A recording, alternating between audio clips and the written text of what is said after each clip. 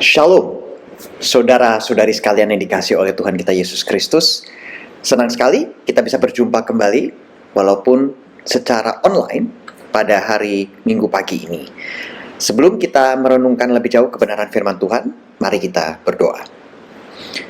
Tuhan Allah Bapa yang bertahta di dalam kerajaan surga, kembali hamba dan jemaat-Mu yang mengikuti ibadah secara online menghadap kehadirat-Mu pada pagi hari ini. Kami sungguh mengucap syukur Bapa kalau kami boleh ada sebagaimana kami ada, dengan kesehatan yang masih boleh kami miliki, dan juga kesempatan untuk bersekutu pada pagi hari ini. Bapa di surga, sebentar lagi hamba yang terbatas ini akan menyampaikan kebenaran firman-Mu yang tidak terbatas. Kiranya Engkau urapi, Engkau berkati hati, pikiran, dan lidah hamba, agar pada saat kebenaran firman-Mu disampaikan, hamba benar-benar dapat menyampaikannya dengan hikmat dan kekuatan yang berasal daripada-Mu. Terima kasih Bapa, berfirmanlah, karena hati hamba sudah terbuka dan telinga jemaat-Mu juga sudah siap untuk mendengar. Terima kasih Bapa di surga, terpuji-pujilah nama-Mu kekal selama-lamanya. Hanya di dalam nama Tuhan Yesus Kristus Allah yang hidup, kami sudah berdoa dan mengucap syukur. Haleluya. Amin. Firman Tuhan kita pada pagi hari ini akan terambil dari kitab Lukas 19 ayat 1 sampai dengan 10. Demikian bunyinya. Yesus masuk ke kota Yeriko dan berjalan terus melintasi kota itu.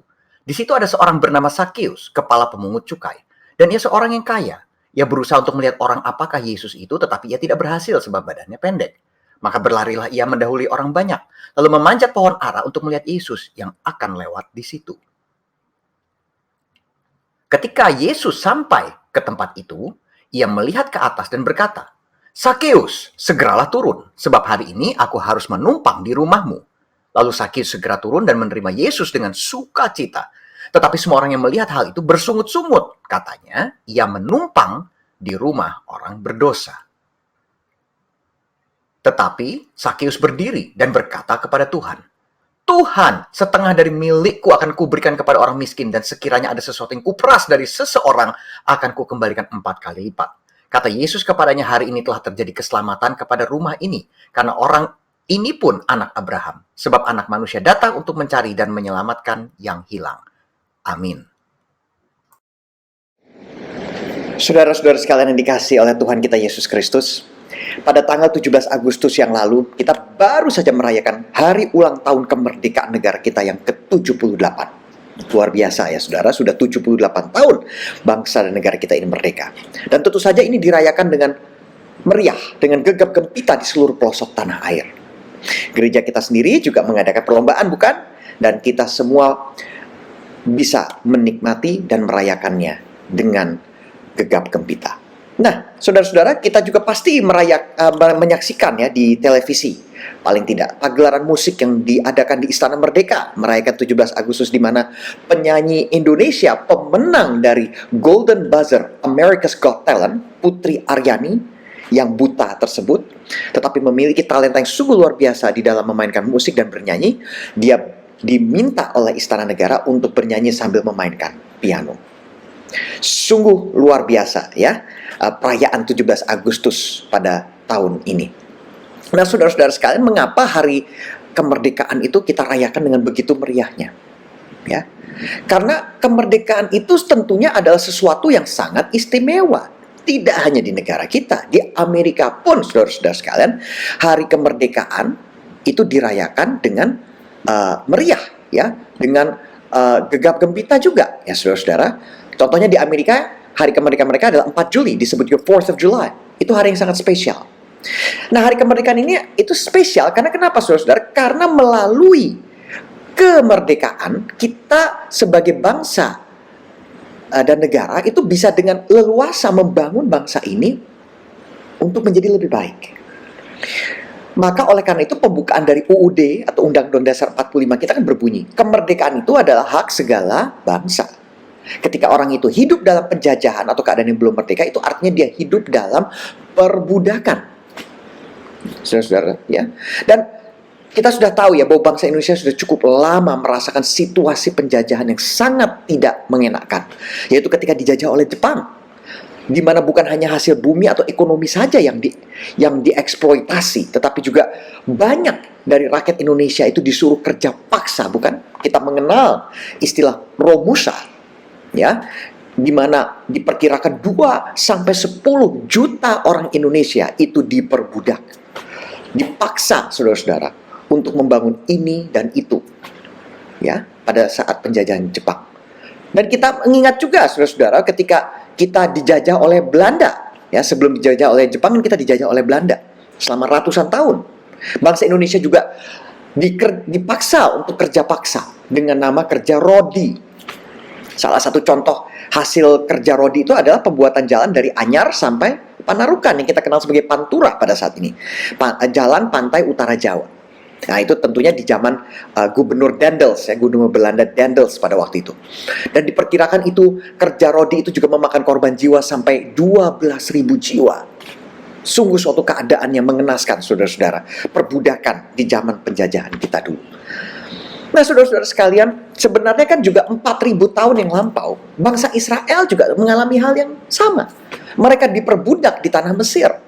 Karena setelah kematian Yusuf, ya,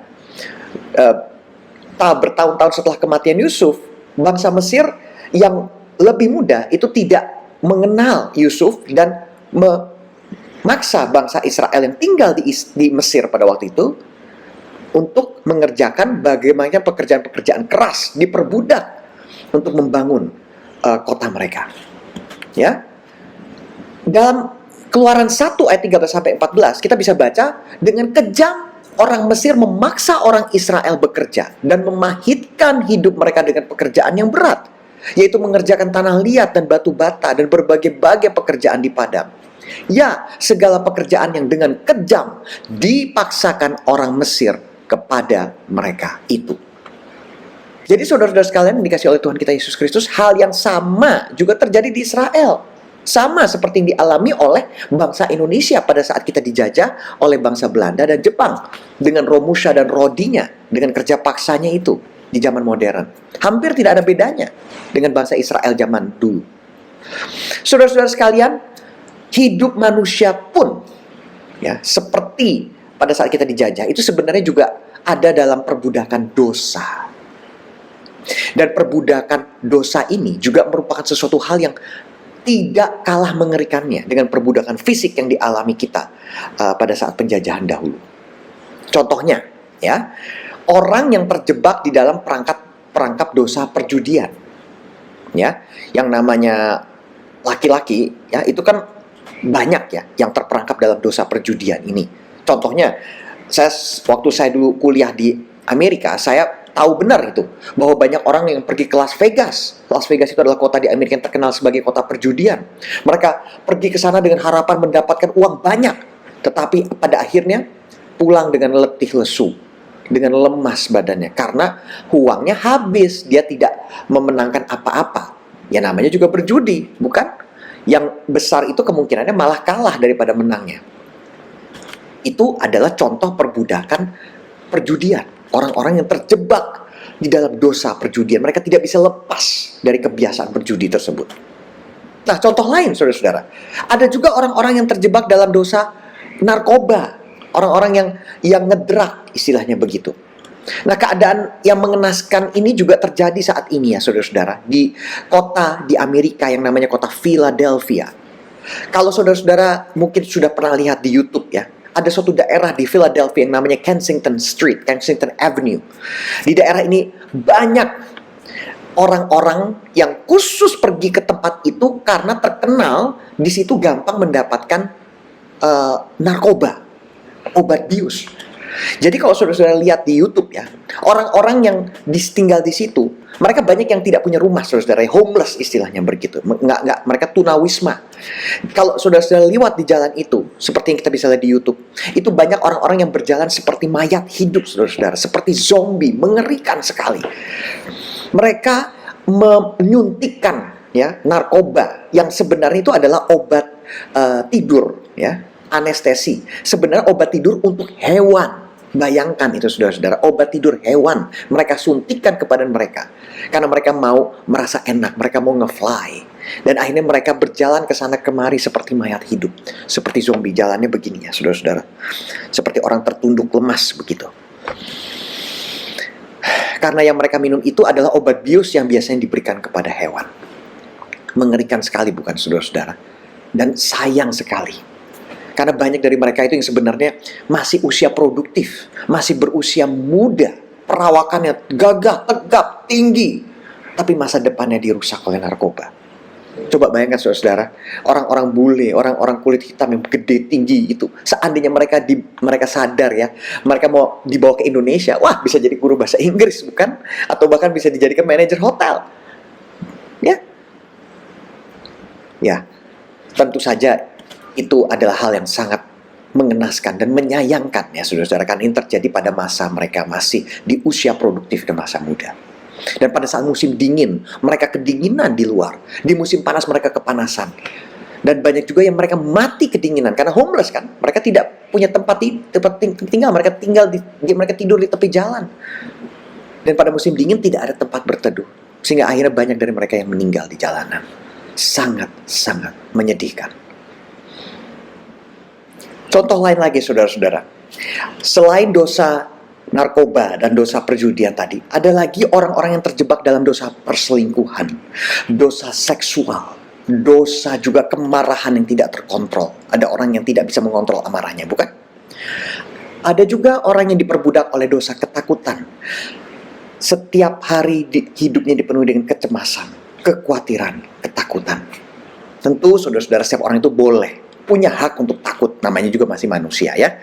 Namun ketika hidup kita sudah sepenuhnya dikuasai oleh ketakutan, maka ini menjadi tidak sehat dan tidak benar. Karena ini sudah menjadi hook yang menjebak hidup kita. Hari demi hari, banyak orang yang hidupnya itu terus dirundung oleh ketakutan, kecemasan, kekhawatiran, yang akhirnya merugikan diri sendiri. Karena bisa menjadi sakit fisiknya dan gak bisa move on begitu, gak bisa maju ke depan dalam hidupnya. Roma 8 ayat 21 mengatakan bahwa kita ini dimerdekakan dari perbudakan kebinasaan dan masuk ke dalam kemerdekaan kemuliaan anak-anak Allah. Jadi jelas ya dari ayat ini saudara-saudara bahwa sebagai anak Tuhan ya, kita dituntut untuk menyadari bahwa perbudakan di dalam dosa itu menuntun kepada kebinasaan. Ya, menuntun kepada kebinasaan. Dan bahwa di dalam Tuhan saja kita dimerdekakan dari perbudakan kebinasaan dan masuk ke dalam kemerdekaan kemuliaan anak-anak Allah. Nah, kita kembali lagi kepada contoh orang-orang yang hidupnya dipenuhi oleh ketakutan atau kecemasan. Hal ini tidak saja terjadi pada orang-orang yang hidupnya susah secara ekonomi ya, mungkin yang kurang uang atau kurang modal untuk memenuhi kebutuhan hidupnya. Tetapi bahkan ya saudara-saudara, orang-orang yang tidak terpikir oleh kita, hidupnya dipenuhi oleh ketakutan kecemasan. Orang-orang yang hidupnya bergelimang harta atau punya banyak uang, seperti bintang film yang terkenal. Mereka pun kerap mengalami hal yang sama. Ketakutan, kecemasan, dan kekhawatiran dalam hidupnya. Saudara-saudara, kita mengenal bintang-bintang film Hollywood yang top-top ya. Salah satunya bernama Robin Williams, tentu kita tahu ya, tentunya kita semua. Robin Williams ini adalah seorang komedian, seorang bintang film Hollywood terkenal yang bermain dalam film-film komedi karena kelucuan dalam gaya bicaranya, tingkah lakunya. Tidak disangka saudara-saudara, dia meninggal di tahun 2014, masih usia 60-an, karena dia bunuh diri. Padahal dia sangat terkenal. Kebutuhan hidupnya semua tercukupi karena dia mendapatkan banyak uang dari film-filmnya. Dia ternyata menderita kecemasan dan ketakutan di hampir sebagian besar kehidupannya karena depresi yang dialaminya. Contoh lain lagi, kita tahu seorang penyanyi terkenal dari Cina yang tinggal di Amerika bernama Coco Lee. Coco Lee ini adalah seorang diva Hong Kong yang lagu-lagunya terkenal, bahkan terkenal sampai di Amerika. Dia juga meninggal karena bunuh diri baru-baru ini, di bulan Juli kemarin. Kenapa? Padahal harta keterkenalan dimiliki. Nah justru saudara-saudara, inilah strategi iblis. Saudara-saudara sekalian, kepahitan hidup, narkoba, ya ketakutan, kecemasan, itu semuanya sama. Ujung-ujungnya membawa kepada kebinasaan. Yohanes 10 ayat 10 mengatakan, iblis datang hanya untuk mencuri dan membunuh dan membinasakan. Tetapi Tuhan Yesus datang supaya kita mendapatkan hidup, bahkan hidup yang berlimpah. Lalu selanjutnya di dalam 1 Petrus 2 ayat 16 dikatakan, hiduplah sebagai orang yang merdeka. Dan bukan seperti mereka yang menyalahgunakan kemerdekaan itu untuk menyelubungi kejahatan mereka. Saudara-saudara, kita sudah dimerdekakan oleh salib Kristus. Kematian Tuhan Yesus di atas kayu salib dan kebangkitannya itu sudah membebaskan kita dari maut, dosa, dari akibat dosa, yaitu maut. Kita diberikan hidup yang kekal di dalam Tuhan Yesus pada saat kita percaya dan hidup menurut kehendak dan kebenaran-kebenaran firman-Nya. Nah, pertanyaannya sekarang, saudara-saudara, bagaimana caranya agar kita dapat hidup sebagai orang yang merdeka? Ya, sebagai dalam bangsa dan negara kita juga sudah merdeka secara fisik. Dan di dalam Tuhan Yesus kita juga sudah dimerdekakan dari ancaman maut. Kita sudah diberikan janji keselamatan, hidup yang kekal di dalam Tuhan Yesus. Nah, bagaimana kita dapat mengisi kemerdekaan yang sudah kita dapat ini? Bagaimana kita dapat hidup dengan baik sebagai orang yang merdeka? Sama seperti ketika bangsa Indonesia merdeka dari penjajahan Belanda dan Jepang, maka langkah kita selanjutnya adalah mengisi kemerdekaan tersebut dengan hal-hal yang dapat memajukan dan meningkatkan kualitas hidup kita, bangsa dan negara kita juga tentunya. Di dalam bangsa dan negara kita, pemerintah melakukan berbagai macam hal seperti pembangunan sekolah, pembangunan infrastruktur, jalan, pembangkit tenaga dan lain sebagainya, supaya pada akhirnya dapat memberantas hal-hal yang membelenggu bangsa dan negara. Seperti apa? Misalnya contohnya kemiskinan, pemberantasan ketidakadilan, dan lain sebagainya. Nah, sama juga halnya dengan kehidupan kita sebagai orang-orang percaya. Bagaimana kita sebagai orang-orang percaya itu dapat hidup sebagai orang yang telah dimerdekakan dari dosa dan maut? Yang pertama, Tuhan Yesuslah yang berkuasa dalam hidup kita dan bukan ego kita. Kita harus menempatkan Tuhan Yesus sebagai yang berkuasa dalam hidup kita, sebagai yang utama dalam hidup kita, dan bukan ego kita. Ya. Galatia 2 ayat 19a sampai 20b mengatakan, aku telah disalibkan dengan Kristus, namun aku hidup. Tetapi bukan lagi aku sendiri yang hidup, melainkan Kristus yang hidup di dalam aku. Ketika kita sudah menjadi orang percaya, ketika kita sudah menjadi anak Tuhan Yesus, kita menyalibkan kedagingan atau keegoan kita. Jadi Tuhanlah yang menempati posisi yang terutama dan pertama, posisi paling tinggi dalam hidup kita. Tuhan Yesuslah yang kita percaya untuk memimpin hidup kita. Saudara-saudara, di dalam kitab Lukas 19 ayat 1 sampai 10 yang sudah tadi kita baca di awal ibadah online kita membaca kisah mengenai seorang pemungut cukai yang bernama Sakeus. Sakeus ini adalah seorang bangsa Israel, namun berprofesi sebagai pemungut cukai bagi bangsa Romawi. Sehingga ia sangat-sangat dibenci oleh bangsanya sendiri. Ya tentu saja bukan. Karena ia bangsa Israel, tetapi malah dia bekerja untuk penjajah bangsa Israel, yaitu bangsa Romawi pada saat itu, mengumpulkan uang pajak yang akan disetorkannya kepada pemerintahan Romawi.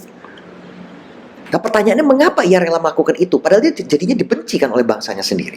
Mengapa ia rela melakukan pekerjaan bagi penjajahnya walaupun ia jadi dibenci oleh bangsanya sendiri?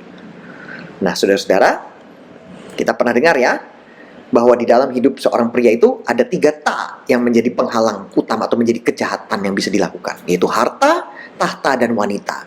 Nah, dalam kasus Sakeus ini adalah harta. Mengapa Sakeus sampai rela untuk dibenci oleh bangsanya sendiri? Karena uang, dan uang. Itulah yang menjadi hal terpenting dalam hidupnya. Ya. Tetapi saudara-saudara sekalian, pada saat Sakeus yang pendek, bertubuh pendek ini bertemu dengan Tuhan Yesus, ya, kita bisa baca ya di dalam Lukas 19 ayat 1 sampai 10. Mari kita baca bersama. Di situ dikatakan, Yesus masuk ke kota Yeriko dan berjalan terus melintasi kota itu. Di situ ada seorang bernama Sakeus, kepala pemungut cukai, dan ia seorang yang kaya. Ia berusaha untuk melihat orang apakah Yesus itu, tetapi ia tidak berhasil karena orang banyak, sebab badannya pendek. Ya, maka berlarilah ia dan mendahului orang banyak, lalu memanjat pohon ara untuk melihat Yesus yang akan lewat di situ. Ketika Yesus sampai ke tempat itu, ia melihat ke atas dan berkata, "Sakeus, segera turun, sebab hari ini aku harus menumpang di rumahmu." Ya, lalu Sakeus segera turun dan menerima Yesus dengan sukacita. Ya. Tetapi semua orang yang melihat hal itu bersungut-sungut, katanya, "Ia menumpang di rumah orang berdosa." Tetapi Sakeus berdiri dan berkata kepada Tuhan, "Tuhan, setengah dari milikku akan kuberikan kepada orang miskin, dan sekiranya ada sesuatu yang kuperas dari seseorang, akan kukembalikan 4 kali lipat." Ketika kata Yesus kepadanya, "Hari ini telah terjadi keselamatan kepada rumah ini, karena orang ini pun anak Abraham. Sebab anak manusia datang untuk mencari dan menyelamatkan yang hilang." Amin. Jadi saudara, luar biasa ya. Pada saat Sakeus, orang yang sangat menempatkan uang di atas segala-galanya, pada saat Sakeus menerima Tuhan Yesus dalam hidupnya, terjadi transformasi hebat di mana ia dibebaskan dari perbudakan kepada uang dalam hidupnya. Bahkan di dalam Lukas 19 ayatnya ke-8 tadi, dia dikatakan apa? Tetapi Sakeus berdiri dan berkata kepada Tuhan, "Tuhan, setengah dari milikku akan kuberikan kepada orang miskin, dan sekiranya ada sesuatu yang kuperas dari seseorang, akan kukembalikan 4 kali lipat." Saudara sekalian, di sini terjadi kemerdekaan ya dalam hidup Sakeus, di mana ia dimerdekakan dari egonya yang menempatkan uang sebagai yang terutama dalam hidupnya. Dia dimerdekakan dari egonya. Karena dia di dalam Sakeus yang sudah ditransformasi ini, dia sudah tidak lagi menempatkan harta sebagai yang terpenting. Dalam dunia kita yang kita hidupi saat ini, mamonisme yang luar biasa sedang terjadi. Mamonisme ya. Di banyak orang sampai tega membunuh demi mendapatkan harta. Baru-baru ini kita sudah tahu, bahkan melalui berita di TV, seorang kakak kelas di sebuah universitas yang tega bahkan membunuh adik kelasnya sendiri demi mendapatkan harta benda adik kelasnya. Dia iri karena adik kelas ini kok bisa punya banyak harta benda, punya laptop yang bagus, punya handphone yang mahal. Dia iri, dan dia sampai tega membunuh adik kelasnya sendiri demi mendapatkan harta benda tersebut. Ingat, di dalam 1 Timotius 6 ayat 10 dikatakan, "Karena akar segala kejahatan ialah cinta uang. Sebab oleh memburu uanglah beberapa orang telah menyimpang dari iman dan menyiksa dirinya sendiri dengan berbagai duka." Bahkan ada orang yang sampai, saudara, ada orang yang tidak pergi ke gereja demi mengumpulkan uang. Kerja. Dia takut kehilangan kesempatan mencari uang. Orang jadi tidak memiliki hubungan yang dekat dengan Tuhan karena uang. Oleh karena itu, saudara-saudara sekalian yang dikasihi oleh Tuhan kita Yesus Kristus, dalam Alkitab diperbandingkannya itu kan bukan Allah dengan iblis, tetapi Allah dengan Mamon. Nggak ada sih orang yang mau ngikut iblis. Kalau ditanya, "Kamu mau ikut iblis kan?" Mungkin tidak ya. Tetapi tanpa kita sadari, kita tersering kali menempatkan mamon, harta benda, atau apa, bukan harta benda pun, mamon itu adalah sesuatu yang kita anggap atau kita tempatkan lebih tinggi, lebih penting daripada Tuhan. Seperti apa? Harta kekayaan, uang, dan apapun pokoknya yang menempati tempat yang pertama dalam hidup kita selain Tuhan Allah itu disebut mamon. Yang kedua, melayani dengan kasih. Ya, melayani dengan kasih. Saudara-saudara sekalian, di dalam Galatia 5 ayat 13, Galatia 5 ayat 13 dikatakan, "Saudara-saudara, memang kamu telah dipanggil untuk merdeka. Tetapi janganlah kamu mempergunakan kemerdekaan itu sebagai kesempatan untuk kehidupan dalam dosa. Melainkan, layanilah seorang akan yang lain dengan kasih." Saudara-saudara ingat bukan? Rick Warren, seorang pendeta di Amerika yang mengarang buku Purpose Driven Life. Kita pernah pakai buku Purpose Driven Life ini sebagai bahan kita komsel ya, beberapa tahun yang lampau. Dia menulis dalam bukunya, setiap kali Anda melayani orang lain dengan cara apapun, Anda sebenarnya sedang melayani Tuhan. Di dalam Kolose 3 ayat 23, bukankah dikatakan, apapun juga yang kamu perbuat, Perbuatlah dengan segenap hatimu seperti untuk Tuhan dan bukan untuk manusia. Alkitab juga mengatakan ya saudara-saudara, bagaimana kita bisa mengklaim bahwa kita bisa mengasihi Tuhan Allah yang tidak bisa kita lihat. Tetapi kita tidak bisa mengasihi sesama kita yang kita dengan jelas bisa lihat dengan mata kepala kita sendiri. Mustahil, bukan? Kalau kita tidak bisa mengasihi apa yang tidak kelihatan, kalau kita tidak bisa mengasihi apa yang kita lihat. John Wesley pernah mengatakan, lakukan semua yang kamu bisa dengan segala cara yang kamu bisa, di semua tempat yang kamu bisa, setiap saat kamu bisa, untuk semua orang yang kamu bisa, selama kamu bisa. Saudara-saudara sekalian, marilah kita menjadi berkat, menjadi saluran berkat Tuhan bagi sesama kita setiap ada kesempatan. Berkat itu atau apa yang kita lakukan, pelayanan kita itu tidak harus selalu dalam bentuk harta atau uang. Kita bisa mendoakan, kita bisa memberikan perhatian kita bisa memberikan waktu kita juga bagi mereka yang membutuhkan. Yang ketiga, yang terakhir ya saudara, berdirilah teguh dan jangan mau lagi dikenakan kuk perhambaan. Galatia 5 ayat 1 mengatakan, supaya kita sungguh-sungguh merdeka, Kristus telah memerdekakan kita. Karena itu, berdirilah teguh dan jangan mau lagi dikenakan kuk perhambaan. Saudara-saudara sekalian, mari kita renungkan apa sih yang menjadi kuk perhambaan kita itu? Ya, apakah itu uang, harta, ya? Apakah itu hutang? Apakah itu kuk seksual, narkoba, kuk kemabukan, perjudian, kekerasan, kemarahan, kekhawatiran, kegetiran hidup? Mari saudara, kita tanggalkan semuanya itu, supaya kita bisa merdeka darinya. Kita tetap bisa berdiri teguh di dalam iman kita kepada Yesus Kristus dan hidup dalam kemerdekaan dari hukuman dosa. Seringkali iblis itu akan mencoba mengintimidasi, menakut-nakuti kita, mengelemahkan iman kita. Kita mungkin sering mendengar bisikan, kamu nggak mungkin bisa menjadi berkat, kamu nggak mampu, kamu nggak punya waktu untuk melayani, kamu nggak punya harta, kamu punya uang untuk kamu sumbangkan, untuk kamu berikan, dan lain sebagainya, dan lain sebagainya. Ya. Ingat di dalam Yohanes 8 ayat 36 dikatakan, jadi apabila anak itu memerdekakan kamu, kamu pun benar-benar merdeka. Jadi yang harus benar-benar kita perhatikan saudara-saudara adalah, ya, kita harus menyadari, ya, bahwa terbebas dari kungkungan dosa pada saat kita ikut Tuhan, itu adalah kita memiliki iman yang teguh di dalamnya dan tidak gampang tergoyahkan oleh bisikan-bisikan iblis yang mencoba melemahkan iman kita. Dan hal lain yang perlu kita perhatikan adalah jangan sampai ya kita ini pura-pura terbebas atau merdeka, padahal sebenarnya kita masih banyak menyimpan masalah atau kegelapan yang kita sembunyikan dari orang-orang. Ya, banyak orang yang di depan orang lain itu kita senyum, ya, padahal sebenarnya ada kegetiran, ada banyak kecemasan, kekhawatiran, atau kegelapan dalam hidup kita yang kita sembunyikan. Ya, saudara-saudara, setiap kita itu pasti memiliki yang namanya sisi kegelapan atau dark side. Dan sisi kegelapan inilah yang harus kita terangi dengan kebenaran Tuhan agar kita bisa benar-benar merdeka. Ya, kita ingat di dalam Yohanes 8 ayat 1 sampai 11, dalam sebuah ilustrasi yang diberikan Tuhan Yesus mengenai perempuan yang berzinah, ya. Dikatakan apa?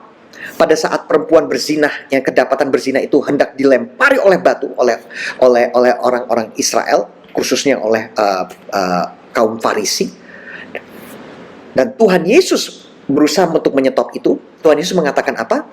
Barang siapa di antara kamu tidak berdosa, hendaklah ia yang pertama melemparkan batu kepada perempuan ini. Lalu setelah dia mengatakan tersebut, satu persatu orang yang tadinya akan melempari batu itu pergi. Dan Tuhan Yesus berkata kepada perempuan itu, "Hai perempuan, di manakah mereka? Tidak adakah seseorang yang menghukum kau?"